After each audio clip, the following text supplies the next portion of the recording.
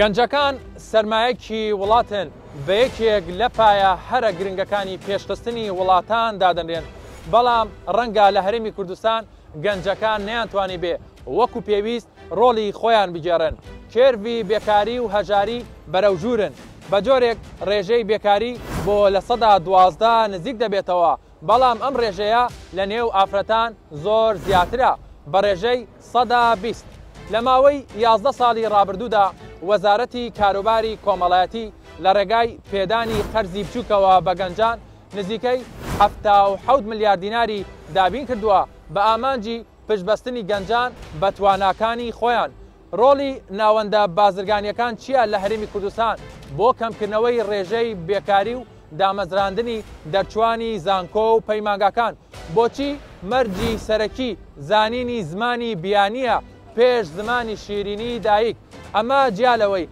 هاتنی کرێکارانی بیانی گرفتێکی دیکەیە بۆ گەنجانی هەرێمی کوردستان. بە جۆرێک دەستی کرێکاری بیانی ڕێژەی 125 پێک دێنێت لە هەرێمی کوردستاندا. کێشەکە لەکوێدایە؟ بۆچی دەستی گەنجان ناگیرێ و پاڵپشتیان ناکرێ، یاخود گەنجان خۆیان نەیانویستووە وەکو پێویست لەو کارەی حەز و خولیان هەیە پێی بگان؟ لە بژانەوەی ئەم جارەدا بە دوواداچوون بۆ ئەم بابەتە دەکەین.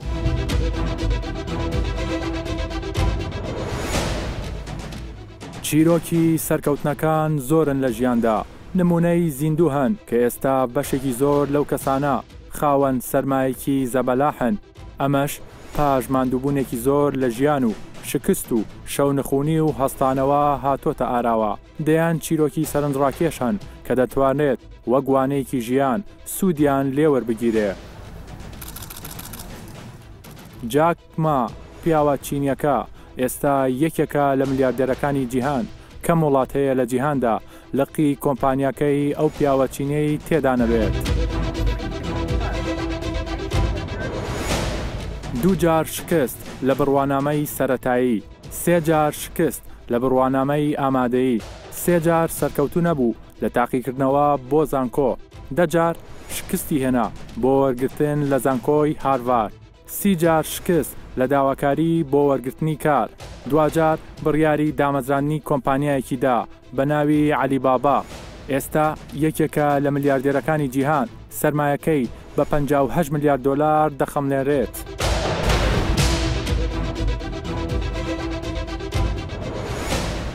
ئەزموونی گەنجانی سەرکەوتوو زۆرن لە هەرێمی کوردستان کە دەستبەرداری خەونەکانیان نەبوون.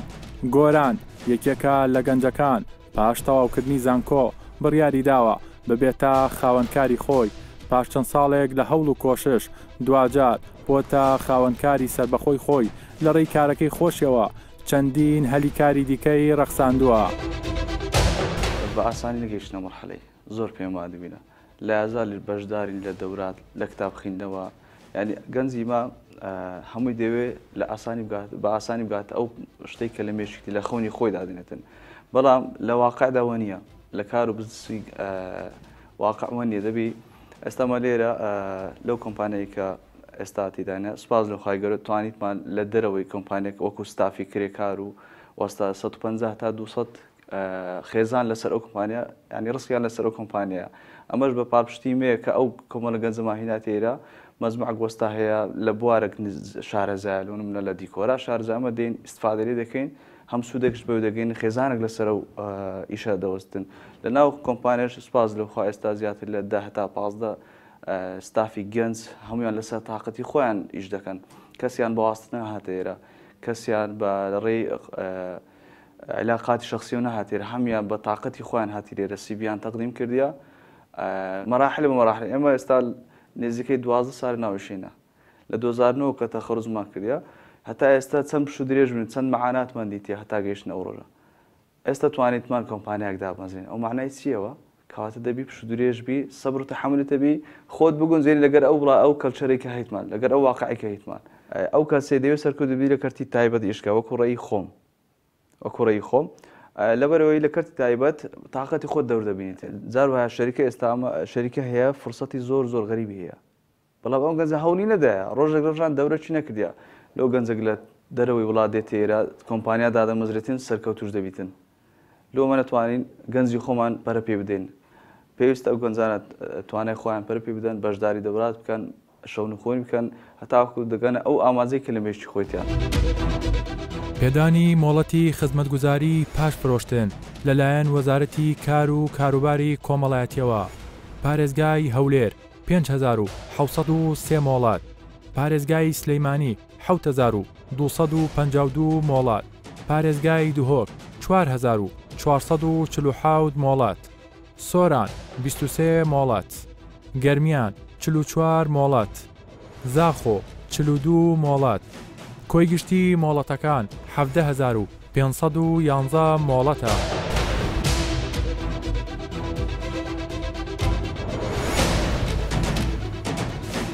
کەمنین ژمارەی ئەو گەنجانەی لە هەرێمی کوردستان بەدەست پەتای بێکاریەوە دەناڵێنن ساڵانێکە چاوەڕێی بەدەستێنانی کارن بە تایبەتی لە کەرتی حکومیدا کێشە و گرفتی بێکاری لەکوێدایە بۆچی گەنجان هەوڵی ئەوە نادەن لە کەرتی تایبەت کاریان دەستکەوێت یاخود پەرە بە توانەکانی خۆیان بدەن یانیش گەنجان پاڵپشتی ناکرێن بۆ ئەوەی هان بدرێن لە کەرتی تایبەت کار بکەن.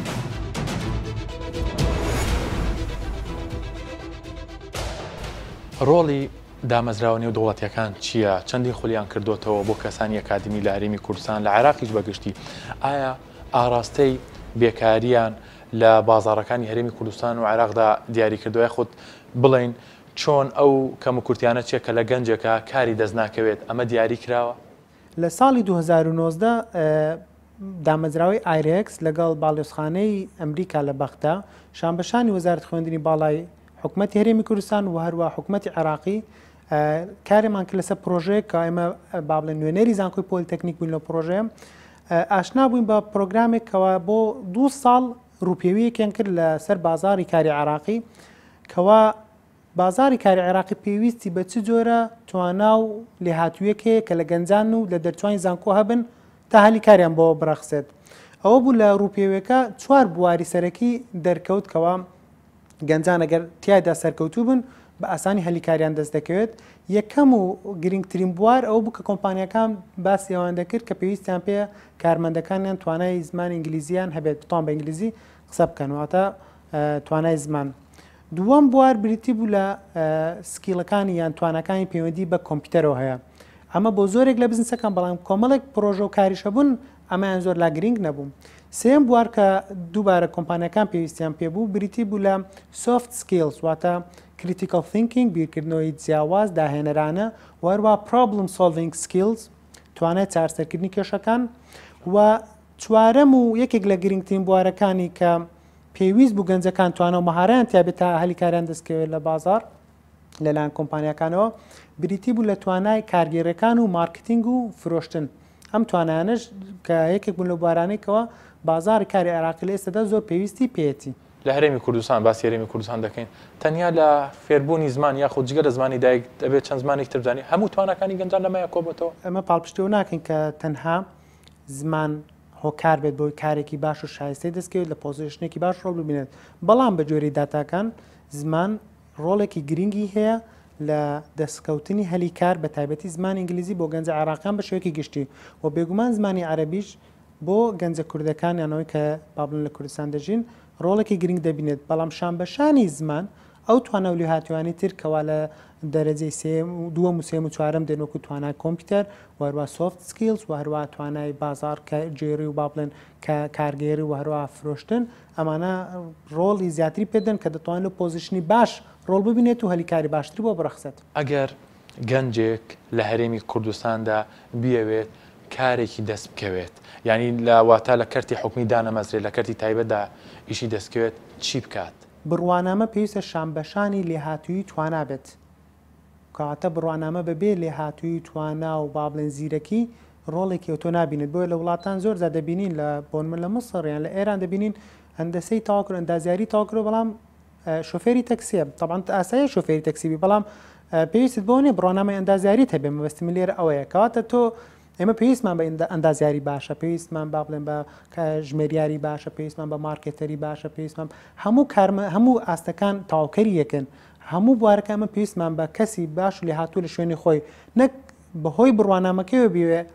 هەلێکی باشی بۆ برەخسێ ئەمە ناتوانێت بەردەوام بێت دەگەر توانە و کەفەعاتی پێویستی نەبێت بۆ جێبەجێکردنی ئەو کار و چالاکیە با هەموو چۆنڵی فۆکسەکە نەخینە سەر گەنجان هەندێک جار لایەنی کەرتی تایبەتی و بە تایبەتی کۆمپانیاکانی ژانی کۆمەڵێک مەرج دادەنێن یا کۆمەڵێک چۆڵی کار و ئیشەکان لە گەنجەکانیش قورسەکەن ئای کێشە و گرفتی کەرتی تایبەتیش لەکوێیە بۆ وەرگرتنی گەنجێکی دەرچووی زانکە و پەیمانگە یا خودت بەبێ بڕوانامەش بێت کۆمپانیەکان زۆر جا پۆزیشنێکی دیاریکراویان هەیە ئەرکێکی دیاریکراویان هەیە پێویست بە کۆمەڵێک توانە و مەهارە نییە بەڵام ئەوان یەک لیستێک دروست دەکەن ئەمە با بڵێن تاسک ریسپۆنسیبڵیتی بەرپرسیارەتەکان ئەرکەکان یەک لیستێکی دوور و درێژ ئەنجا تواناکان پێویستە ئەوە بزانێت بەڵام ئەو پۆزیشنە و ئیشەی ئەو لاانێ پێویست پێ نییە ئەمە یەکەم زەرمەند لی کۆمپانیاکەیە چونکە ئەو کارمەندەکە وەرش دەگیرێت زۆر بەکەمی بەردەوام دەبێت چونکە کۆمەڵک توانە و لێ هاتووی هەیە لە شوێنی تر دەرفەتی باشتری بۆ دەرەخسێت و لەگەڵ بەردەوام نەبێت. یەکێکی دیکە لە گفتەکانی گەنجانی خاوەن بڕوانامە یاخود پیشەوەر پێشکەشکردنی سیڤە بەو شوێنەی دەیەوێت کاری تێدا بکات بۆیە بەشێکی زۆر لە خاوەن کۆمپانیەکان لەسەر شێوازی نووسینی ئەو سیڤە بڕیار لە وەرگرتنی ئەو کەسانە دەدەن بۆیە دەبێت زۆر بە وریاییەوە ئەو سیڤە بنووسێت و پێشکەش بکرێت هەر ئەمەش هۆکاری سەرەکیە کە گەنجان ناتوانن لەو شوێنانە وەربگیرێن کە شارەزاییان هەیە لەو بوارەدا. CV چیانی بەچی پێناسە دەکرێت CV؟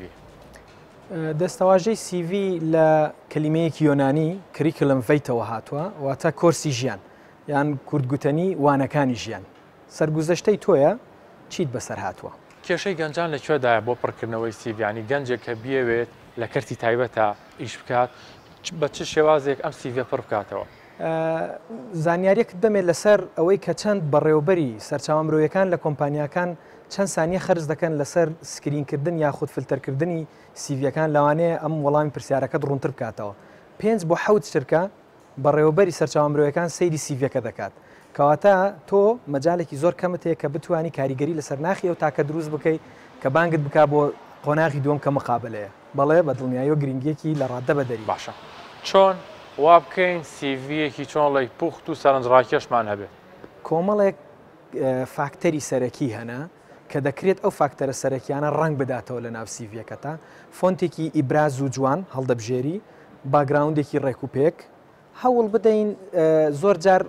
کۆمپانیاکان هەیە زۆر جار هەڵوێستە لەسەر دەموچاو دەکەن فەیس دەکەن من پێشنیار ناکەم کە ڕسم دابنەی ئەوە بە سوپرایز بێڵەوە ڕیسکردنی معلوماتەکان بە جۆرێک بێت کە تەنهات ئەو پۆزیشنانە دابنێ کە بەلایەن ئەو کۆمپانیایەوە گرینگە نەک پێشتر کۆمەڵێک ئیشی زۆرت کردووە ئەوانە دابنێ و ئیبراز بکە کە ڕاستەوخۆ پەیوەندیان بەو پۆزیشنەوە هەیە کە تۆ تەقدیمی دەکەی ئەوە زۆر گرینگە لەلایەکی دیکەوە هاوپێچ لەگەڵ ئەو سیڤ کە دەینێری جاک چ بە ئیمێل دەینێری چوە خودت بە شێوازێکی دەست دەینێری زۆر گرینگە کە نامەیەکی دەستنووس ئەگەر بە دەست دەنێری یان بە کۆمپیوتەر نووسیبێت یان کە بە ئیمێل دەینێری بە جۆرێک تێکستێکی لەگەڵ بێت بۆ نمونە سلااو بۆ کۆمپانیای فلان بفەرموو بۆ وەرگرتنی سیڤەکەی من بە شێوازێکی پرۆفیشناڵتر دێتە بەرچاو کاتێک کە تۆ ئەم چەندێڕە دەنووسی ئەو دەرفەتە لەبارە ینی ئەو کەش و هەوایە لەبارە لە هەرێمی کوردستان گەنجێک بتوانێت بێتە خاوەنکاری خۆی 100%. ئەگەر لەبار نەبایە چۆن هەموو خەڵکە بێگانەیە ڕووی لە وڵاتی ئێمە دەکرد بۆ دەرفەتی بەدەستێنانی هەلی کار یەکێکە لە وڵاتە هەرە ئاسانەکان بۆ دەستپێکی بزنس چونگە یاسای زەری بە وەرگرتن و ماڵیات لە وڵاتی ئێمە زۆر ئاسانکاری کردو بۆ خەڵکە بتوانێت بزنسی خۆی دەست پێ بکات بۆیە لە هەموو ڕوانگەیەکەوە شوێنێکی زۆر لەبارمان هەیە سنوورێکی جوگرافی باشمان هەیە فەوزای جنوبی عراق وای کردو کە زۆربەی تاکەکانی عراق سەردانی هەرێمی کوردستان بکەن وەکو ئەوروپایەک لە بەرچاویوان دێتە بەرچاو بۆیە بۆ پڕکردنەوەی ئەو پێداویستیانە بە بەردەوامی دەرفەتی زۆر زێڕین هەیە ئەگەر تاکی کوردیبی هەیە بیخوازێتەوە هۆکار چییە لە بەشێک لە کۆمپانیەکان بە تایبەتی لە کەرتی تایبەتە لە هەرێمی کوردستان زیاتر گرنگی بە کارمەندی بیانی درراوە ئایا ئەمە لە ناوخۆدا ناتوانێت گرنگی بە کارمەندی ناوخۆی درێ و دروست بکرێت منیش بۆ خۆم گلەیەکی زۆرم لە مستەسمیرین و خاوەن کۆمپانیەکانی هەرێمی کوردستان هەیە کە زۆر جار هەڵوێستیان لەسەر دەستی کاری بیانیە بەڵام زۆر جاریش ناچار دەبن لە بەروەی ئەو سکیل و مەهارات و توانایە لە کوردستان نییە بۆ پڕکردنەوەی ئەو بۆشایە دەکرێت چ بکەین دەکرێت ئێمە لە عەقدی ئەو کەسانێکە لە دەرەوە دەیانهێنین بەلایەنی کەمەوە خاڵێک بچەسپێنین کە 3 کارمەندی خۆماڵی پێ بگەێنێت لەو فترە زەمەنەی کە لە کوردستان ئیش دەکا کە ئەوەش بە جۆرێک دەتوانین ئەو باڵێنسە ڕابگرین کە هەلی کاری بیانی زۆر جار پێویستە بیهێنین لە بەروەی سکیلەکە لە کوردستانیە لە هەمان کاتیشدا دەتوانین خەڵکی خۆماڵی خۆمان پێ بگەێنین و بتوانین ئەو کەلتورێکی ئێستا دروست بووە گڵی دوور دەرمانە لە ناو مستەسمیرینی کوردیدا نەهێڵین بەڕاستیە من زۆرم پێخاڵێکی گرنگەوە. بەشە سەرەکیەکانی CV بایۆ داتا لەمانە پێک دێت ناوی سیانی ڕەگەس تەمەن ناونیشان ژمارەی مۆبایل ئیمەیل بەیاننامەی کەسی ئەزمموی کارکردن ئاستی خوێندن و دیاریکردنی بڕوانامە کارامایی و شارەزایی بە تایبەتی لە زمانەکان و پرۆگرامەکانی کۆمپیوتەردا بەشداریکردن و ڕاهێنانەکانی پێشتری گەنجەکە هیوا و ئارەزوەکان واتە دەبێت خولیا و ئارەزوەکەی خۆی لە سیڤەکەدا دیاری بکات پشگیری کەسی دەبێت چەند کەسێکە بێت پشگیری کەسی لەو گەنجا بکەن نووسینی CV بە فۆنتێکی بارز و دیار نەنووسینی وشەی CV لە بەشی سەرەوەی دۆکۆمنت لە کاتێکدا هیچ جیاوازیەک نییە لە توانای کارکردن و پێدانی ئەرک و ماپ لە نێوان پیاوان و ئافرەتان بەڵام ڕێژەی بێکاری لە نێوان ئافرەتان بۆ نزیکەی دوو هێندە زیاترە لە پیاوان لە هەرێمی کوردستاندا ڕەنگە هەندێک جار بەشێکی پەیوەندی بە دابوونەرێتی کۆمەڵگا یاخود ڕازینەبوونی ئافرەتان بەوەی ئامادەنین هەموو کارێک ئەنجام بدەن. بەداخەوە کللتورێک لەناو ئێمە دروست بووە کە ئێمە هەر کە تەواو دەکەین کە تەخەڕوج دەکەین کە شەهادەمان هەیە تەنها ڕوو لە کەرتی حکومی دەکەین ئەوە وای کردووە خەڵکێکی زۆر بێ ئەمەلبی لە کەرتی حکومی لە هەمان کاتدا کەرتی تایبەتەکانیش کۆمەڵە کەسانێکیان دەوێت کە کۆمەڵە مەرجێکی قورسیاندانەیە لەوانەیە ئەو شخصە ئەو مەرجانەی تێدا نەبیان ئەو باوەڕ بەخۆبوونەی نەبیتن ئەوە وا دەکە بێ ئەمەلبی کە گەنج بێ ئەمەل بوو ئەکید یعنی لە کەرتی تایبەتیش ئەمەلێکی وای نابی هیچ دەرگایەکت بۆ نەکرایەوە هەتە دەست پێ بکەی وەکو گەنج یعنی دەبی وەکو بڵێ کەرپوت دروستی بکەی هەتا ئەتۆ دەگەی ئەو شتەی کە بیرۆکەت هەیە کە پلانت هەبوو کە فکرەکەت هەبوو کە ئامانجت هەبوو دێنا و کۆمەلگا دەتەوێت پرۆژەکەت دەست پێ بکەیت لەوێ بربەستەکە زۆر گەورەترە بەداخەوە حکوومەتی هەرێمی کوردستان ژینگەی وای نەڕەخساندی ئەو گەنجە پشت بەخۆی ببەستی متمانەی تەواوی بەخۆیەوەبی یعنی ئەتو دەتەوێت یەکەم شت دەڕۆی ئۆفیسێکی دەگری هەر لە گرتنی بەکرێگرتنی یان دروستکردنی ئۆفیسەکە کۆمەڵە ڕێنمایی و مەرج و یاسات بۆ دانراوە کە لەوانەیە لە توانای من نەبی کە دەمەوێت دەست پێ بکەم ئۆکەی لەوانەیە لە یەکێکی باش بی مەسەڵەن 10 ساڵ تەجروبەی هەبی یعنی دەست پێکردن لە هەرێمی کوردستان بە هیچ ئاسانکاریەک نییە ئەوە وادەکە ئەو گەنجە سار بیتەوە من وەکو خۆم لە تەمەنەکی زۆر کەمەوە ئەو خەونە گەورەیەم هەبوو ڕۆژێکدا بێ ببمە پرۆژە ساحب پرۆژەم لە کوردستان هەبوو خۆشبەختانە لەگەڵ خوشکەکەم 1-2 ساڵ بیرۆکەکەمان تاوتوێ کرد و زۆر خۆشبەختانەتر هاوسەرەکانمان خێزانەکانمان پشتیوانمان بوون توانیمان دەست پێ بکەین ئێمە کە دەستمان پێکرد لە مەرحەلەی یەکەم بووی سەدادەی پرۆژەکەمان دەست پێ نەکرد مەوزوعی کەرەنتینە و کۆڕۆنا دەستی پێکرد بەڵام یعنی وەکو شخصی خۆمان لەبەر ئەوەی دەوراتمان لەسەر کرد و تەجروبەمان هەبوو توانیمان ڕێژەکی زۆر خانمان بینی ناو ئیش و کارەکەمان لە 6 مانگی ئەوەلی 13 خانم لە لای ئێمە کاریان دەکرد پشتیان بەو داهاتەی دەبەستا زۆریش مفتاح بووین لەگەڵ یەک ئێستا حالیان ئەو پرۆژەمان ڕاگرتێ لەبەر مەسەلەی کۆڕۆنای ئینشاءالله کۆتایی پێهات ئەمەش بە شێوازێکی باشتر دەست پێ دەکەینەوە. ئەگەر هەرێمی کوردستان بەراورد بکرێ بە بەشێک لە وڵاتانی دراوسێ و ناوچەکە ڕەنگە لە ڕووی ئابووری و ڕەخساندنی هەلی کارەوە هەرێمی کوردستان زۆر باشتر بێ لە وڵاتانە بەڵام ئەوەی کێشە و گرفتی سەرکی وەزارەتی کارە تۆمارنەکردنی کرێکارانە لەو وەزارەتە ژمارەی کرێکارە ناوخۆیەکان لە هەرێمی کوردستان 7,000 کرێکارە ژمارەی کرێکارە بیانیەکانیش 7,000 کرێکاری بیانیە هەرێمی کوردستان بە کۆمەلگایەکی گەنج هەژمار دەکرێت لە نێوان تەمەنەکانی 15 بۆ 64 ساڵی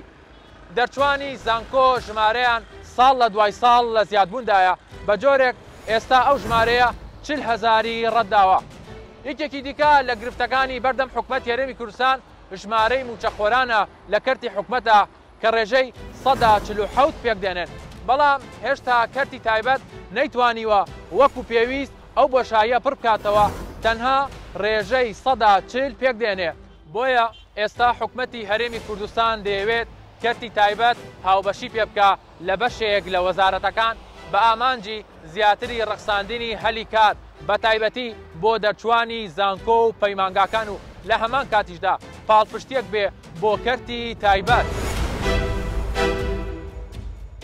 ماوەی 11 ساڵە وەزارەتی کاروباری کۆمەڵایەتی لە ڕێگای قەرزی بچووکەوە دەستگیرۆی و هانی گەنجان دەدات تا لە ڕێگای ئەو قەرزەوە ببنە خاوەن پیشەی خۆیان، بەڵام چەند ساڵێکە بەهۆی قەیرانی داراییەوە ئەو قەرزە وەستێنراوە بۆ گەنجان. لە بەڕێوەبەری سندوقی قەرزی ئەو وەزارەتە دەپرسم کەی ئەو قەرزە دەست پێ دەکاتەوە، ئایا هیچ گۆڕانکاریە کراوە لە مەرجەکان بە پێدانی قەرز بۆ گەنجان؟ پێدانی قەرزی بچووک لەلایەن وەزارەتی کاروباری کۆمەڵایەتیەوە لە ساڵانی ڕابردوو چ کاریگەریەکی هەبووە لە هەرێمی کوردستان بە تایبەتی لەسەر گەنجەکان؟ ئەمە لەو ساڵانە ڕابردوو کە پرۆسی پێدانی قەرزی بچووک بەردەوام بوو لەلایەن وەزارەتی کار و کاروباری کۆمەڵایەتیەوە. ئێمە توانیمان لەو ماوەدا 8,136 پرۆژە پاڵپشتی دارایی بکەین و بە گوژمەی 76 میلیارد و 850 میلیۆن بە نزیکەی ئێمە پاڵپشتی داراییمانکردن. بەڵام ئێمە بەداخەوە لە 2016 لە مانجێکی 2016 لە پرۆسەکە داوەستان بەخۆی ئەو قەیرانی دارایی و هاتنی شەڕی داعشۆوانە لەو بە دواوە نەمانتوانێت ئێمە بەردەوام بین لە پاڵپشتی دارایی پێدانی قەرزی بچووک بە پرۆژە بچووک لە هەرێمی کوردستان. باشە، نزیکەی 77 میلیارد دینارە، یعنی ئەمە پارەیەکی زۆرە. ئەمە چه کاریگەریەکی کردوانی چەند هەلی کار ڕەخساوە، چەند پرۆژەی گەورە تا ئێستانی پرۆژەکان کە گەنجان سوودیان لێبینیوە؟ بەڵێ، ئێمە لەو ئامانجمان لە دامەزراندنی هەر پرۆژەیەەکە تەنها ئەوە نیە مثلا ئێمە پاڵپشتی دارایی بکەین بۆ ئەو کەسێکە دێتن داوای پاڵپشتی دارایی دەکاتن. ئێمە ئامانجمان ئەوەیە ڕێژەی بێکاری لەسەر ئاستی هەرێمی کوردستان کەم بکەینەوە، بیرۆکەی نوێ بینە ناو بازاڕەوە و پێدانی قەرزی بچووک تەنها ئامانجی ئەوە نیە مثانەکو لەسەرتە باسم کرد تەنها پێدانی پارە بێتن، دۆزینەوەی هەلی کارە بۆ گەنجانی تر لە هەمان پرۆژەدا. بۆیە ئێمە لەو پرۆژانێک کە باسم کرد 8,136 پرۆژە بە نزیکەی ئەگەر هەندێک پرۆژە هەیە 2 بۆ 3 هەلیکاری ڕخساندووە، پرۆژە هەیە زیاتری ڕخساندووە، پرۆژە هەیە 1 هەلیکاری ڕخساندووە. ئەنی بەپێەوە تەنها ئەوە نی مثلا 8,136 کەس خراوەتە سەرکار، کەسانی تریشان لەگەر ئەوانەوە ئێستا هەلیکاریان بۆ ڕەخساوە. کەی دەست بە پێدانی قەرزی بچووکەکەنەوە بە گەنجان؟ ئەگەر هیچ ڕێگیرێک نێتە پێش لەبەرەوە ئێمە بەرەچاوکردنی باری گوزەرانی خەڵکو و هاتنی ئەو ڤایرۆسی کۆڤید-19 ئێمە چیمان کرد لە ڕێگای ئەنجومەنی بەڕێوەبردنی سندوقەوە پێشنیاری ئەومان کرد لەوەی بارگرانی لەسەر سوودمەندانی خۆمان دروست نەکەین. ساڵێک دواخستن مامۆکردن لە مانجی سەی ساڵی ڕابردوو بۆ مانجی سەی ئەم ساڵەکە کە تێداین ئێمە لە مانجی دەست بە وەرگرتنەوەی پاژەکان دەکەینەوە. بەڵام ئێستاش ئەمە پارەمە بەدەگەڕێتەوە لەسەر ئەوانێک کە بەویستی خۆیان پارەکان دەگەڕێنەوە. بەڵام کە لە مانجی دەستمان پێکردەوە بە وەرگرتنەوەی پاژەکان پلانی خۆمان داناوە لەگەر دەست پێکردنەوەی وەرگرتنەوەی پاژەکان دەست بە پێدانی قەرزی بچووک بکەینەوە. پلانی دەستپێکردنەوەی پرۆژەی قەرزی بچووک بۆ ساڵەکانی 2020 2021 2022 هەولێر 3930 سوودمەند، بڕی پارەی پێشبینی کراو 9 میلیارد و 188 میلیۆن و 470 هزار دینار. پارێزگای سلەیمانی 1860 سوودمەند، بڕی پارەی پێشبینی کراو 7 میلیارد و 864 میلیۆن و 605 هزار دینار. پارێزگای دوهۆک 3540 سوودمەند، بڕی پارەی پێشبینی کراو 8 میلیارد و 958 میلیۆن و 933 هزار. ئیدارەی گەرمیان 3080 سوودمەند، بڕی پارەی پێشبینی کراو 2 میلیارد و 784 میلیۆن و 361 هزار دینار. کارکردن لە کەرتی تایبەت بۆ تا پرۆسەیەک و سیستەمێکی هەمیشەیی لە بەشێکی زۆر لە وڵاتان، ئەمەش زیاتر هانی گەنجانی داوە خۆیان زیاتر هەوڵ بدەن بۆ ئەوەی کاریان دەستکەوێت یاخود ببنە خاوەن پیشەی خۆیان. هەر بۆیە هەموو ئاماژە و پلانی حکومەتیش بۆ ساڵانی ئایندا پاڵپشتیکردنی کەرتی تایبەتە تا گەنجان بتوانن زیاتر پشت بە توانەکانی خۆیان ببەستن لەو ڕێگایەوە. وەک دەگوترێت هێشتا درەنگ نییە بۆ گەیشتن بە ئامانجەکەت پێویستە گەنجانیش لە هەرێمی کوردستان پێش بە توانا و خولیاکانی خۆیان بەستن بە ئامانجی ئەوەی بتوانن لە کەرتی تایبەتە کارێکیان وەدەست بکەوێت لە زۆربەی وڵاتە پێشکەوتوەکاندا بەشێکی زۆر لە سێکتەرەکان لەلایەن کەرتی تایبەتەوە بەڕێوە دەبرێت ئەمەش بەدەر نییە لە توانا و بەهرەی گەنجان پێویستە ناوەندە ئەکادیمیەکانی خوێندن لە هەرێمی کوردستان ڕۆڵی زیاتر ببینن بۆ برەودان بە توانای گەنجان لە هەرێمی کوردستان بۆ کاتەی کە دەردەچن لە قۆناغی زانکۆ و پەیمانگاکان بتوانن کارێکی شیاویان وەدەست بکەوێت هەموو داتا و ئاماژەکان بۆ ئەوەن کە سەرمایەکی بەنرخ لە هەرێمی کوردستاندا بوونی هەیە ئەویش توانای گەنجەکانە کە دەتوانن لە تەواوی سێکتەرەکاندا تواناکانی خۆیان وەگەر بخەن و ژێرخانی ئابووری هەرێمی کوردستانیش لە ساڵانی ئایندەدا بەرەو پێش بەرن ئامانجی حکومەتی هەرێمی کوردستانیشە کە پاڵپشتی تەواوی کەرتی تایبەت بکە بۆ ئەوەی زۆرترین هەلی کار بۆ گەنجەکان بڕەخسێنێ.